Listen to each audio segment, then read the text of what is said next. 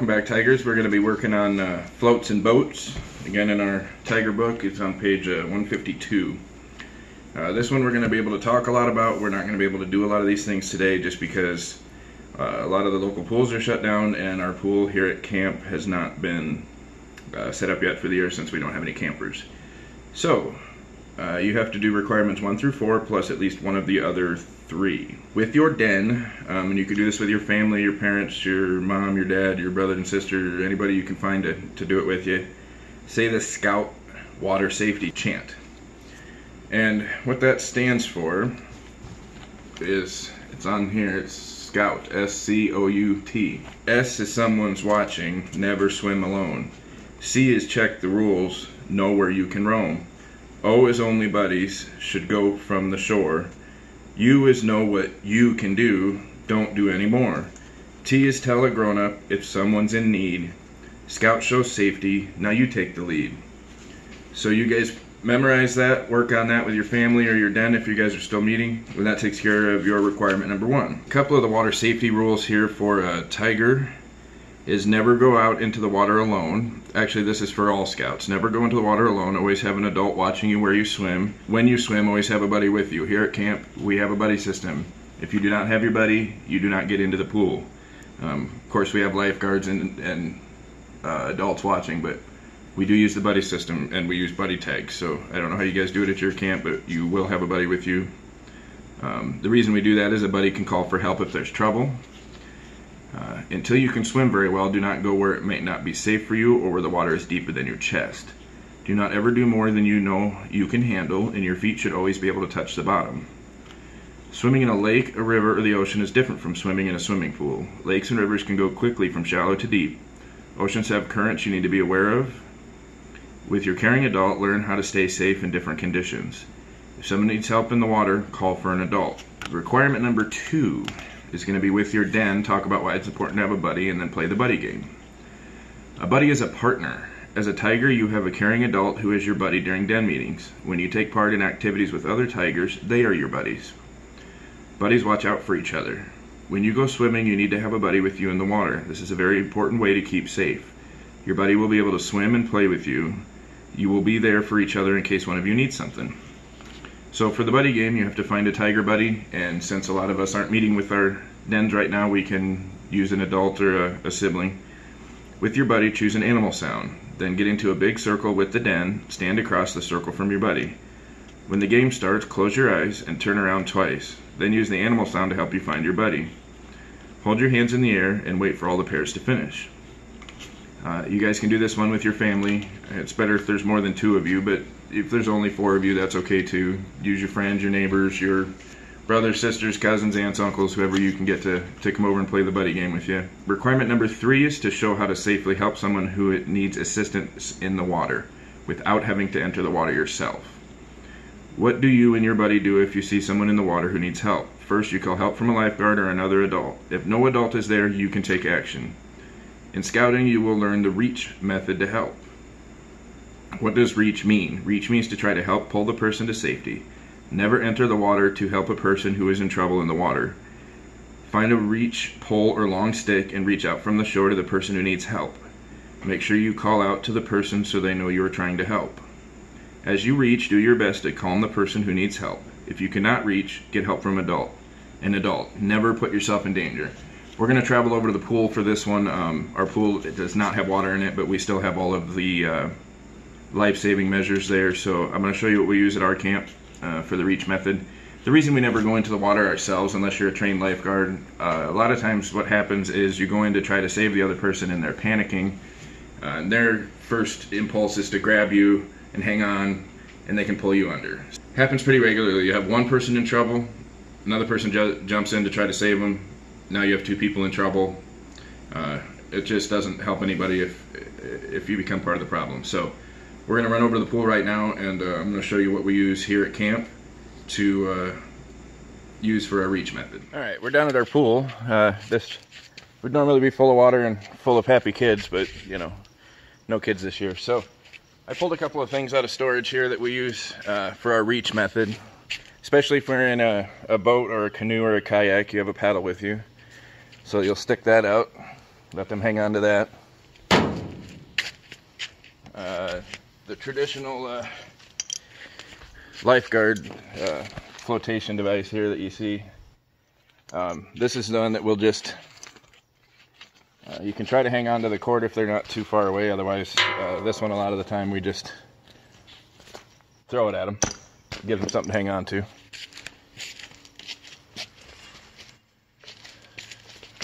This is the one that the lifeguards will throw, and it has a rope attached to it. And there is a method for this rope. So we want to coil this so that it's not going to get bound up on itself. And so as I start to lay this in my hand, the very end of it has a loop. I'm going to stick my arm through there. And as I start to loop this in my hand, I'm just going to lay it flat and lay the loops right next to each other. That way when I throw it and it comes off of my hand, it all comes off the way it went on and it never gets tangled over itself. So for this one, hopefully we can line up the camera here. I'm going to use that picnic table here as a mark and see if I can get it all the way out there. I don't know if I have enough rope or not, but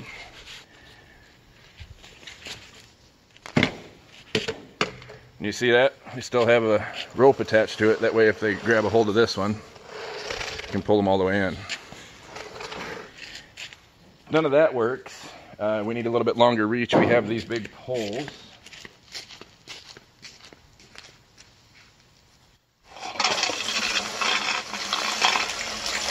These are a little bit awkward and hard to use.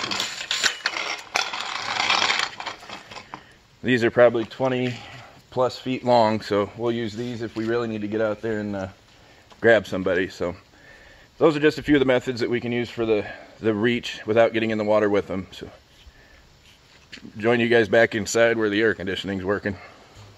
Alright Tigers, we're back in the air conditioning here. Normally I shoot these videos outside, but it's a little toasty today, so we're inside hiding in the air conditioning a little bit today. Drinking plenty of water, of course.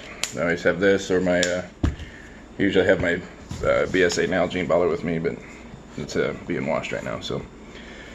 So for requirement number 4, this is one I'm just going to be able to explain to you. You're going to have to get some help from an adult with this one.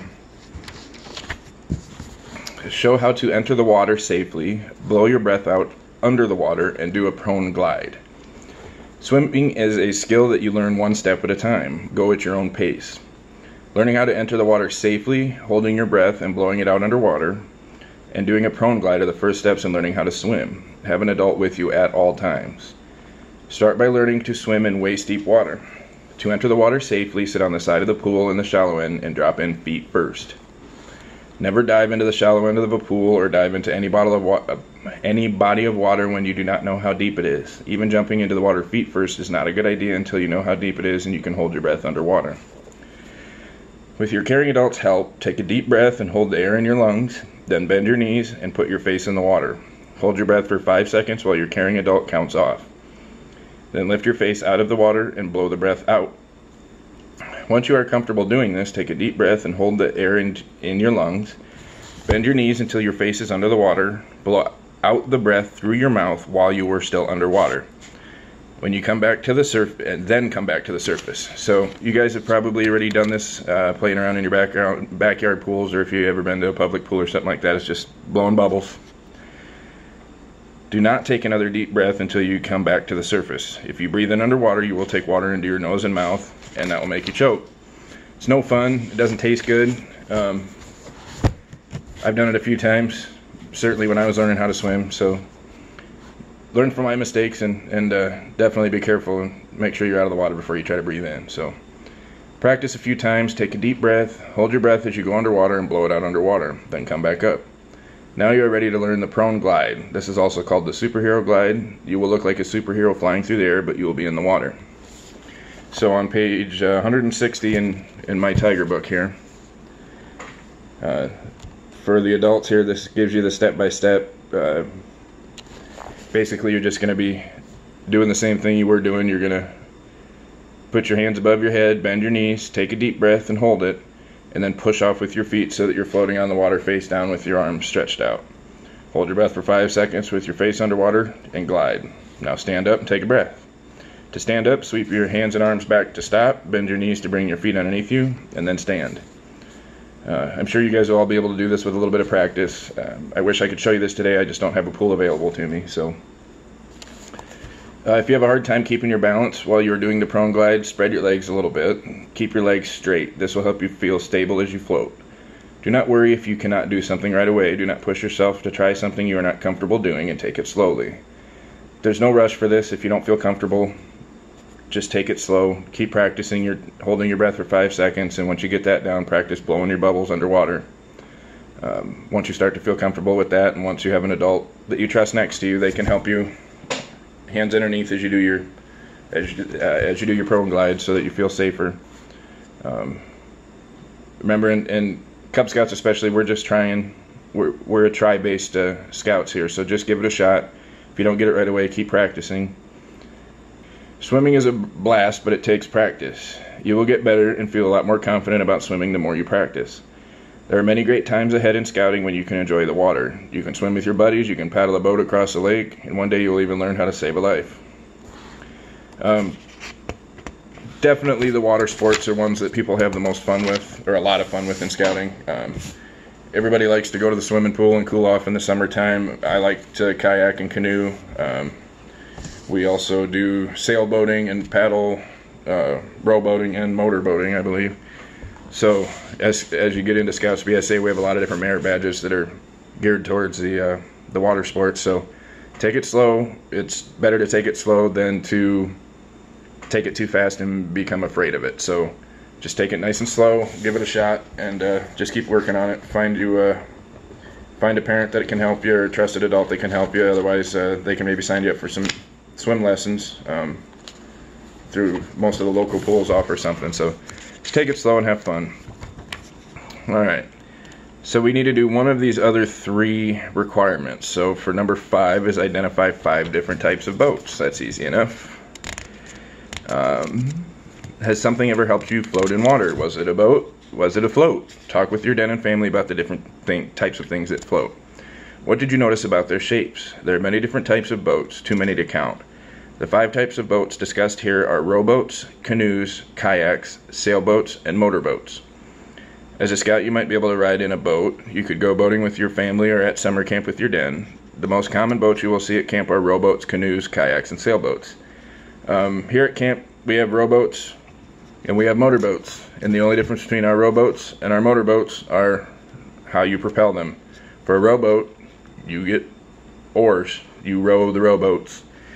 For motorboat, power boats, we put a motor on it. Everybody knows what a canoe looks like or a kayak looks like. There's some neat pictures here of some sailboats, some smaller like 2-person sailboats. And here is, on page 164 here is all 5 different kinds of boats. I'm sure you guys are familiar with those, but go ahead and review them in your book. Requirement 6, build a boat from recycled materials and float it on the water. You don't have to build something big enough to float you. You can use an old milk carton, some popsicle sticks, some corks, whatever you can find, straws, tubes, anything. Here in our camp, during rain days, we do rain gutter regattas is what it's called. Rain gutter regatta, where we just take pink insulation foam, cut out a boat, carve it up, put a sail on it, and we put that in a rain gutter inside our dining hall. We do this when it's raining outside, and it floats, and then we'll have the kids blow on it with a straw or just their breath into the sail and have it float down the rain gutter. So you guys can do that with just a chunk of foam. Use recycled materials though. It's part of the requirement. There's plenty of stuff laying around the house that floats. So if you're having any trouble, go ahead and ask your adult leader or parent. Requirement number 7, show that you can put on and fasten a life jacket correctly. Another way you and your buddy can stay safe in the water is to wear a life jacket, sometimes referred to as a personal flotation device. PFD, personal flotation device. When you go boating, always wear a life jacket. Life jackets come in many shapes and sizes. A life jacket will help you float. Make sure that it fits snugly and that you can fasten it correctly. Keep it fastened the entire time you are boating. In an emergency, a life jacket will help you keep your head out of your water as long as it's fastened tight. So That's requirement number 7. We're going to run back down to where we have our canoes and kayaks stored. I know there's some life jackets down there, and I'm going to show you guys how to put a life jacket on. Alright, just to show you the difference here, I've got a couple of different sizes. This is an adult men's small. I don't know if you guys can tell by looking through the camera, but I am not an adult small, so let's just show you why I don't use one of these. Right, I can get it on, but yeah, there's no way that I can zip this up. So this would not be safe for me to use. This would be more scout size. This would be for you guys. This one is an adult large, or I'm sorry, an adult extra large to 2X, which is more like it for somebody my size. It's important that it fits. If it's too loose, it'll slide up onto your neck or your head, or slide off when you're in the water. So, and if it's too small, you can't even get it on.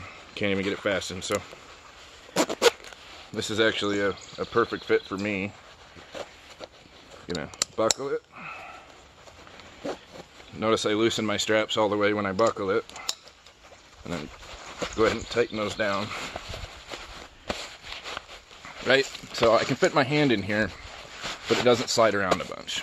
So anytime, I'm a pretty good swimmer, but anytime I'm out on the river especially, or anytime I'm in a boat, kayak, canoe, anything, I wear it. I don't even just bring it with me. You're required to bring it by law in the state of Iowa, but I wear it. It's just not worth it. If you fall out of the boat and hit your head and you're unconscious, you can't swim if you're sleeping. So wear your life vest. They save a lot of lives. So thanks for tuning in, guys. We'll meet you back up in the cabin.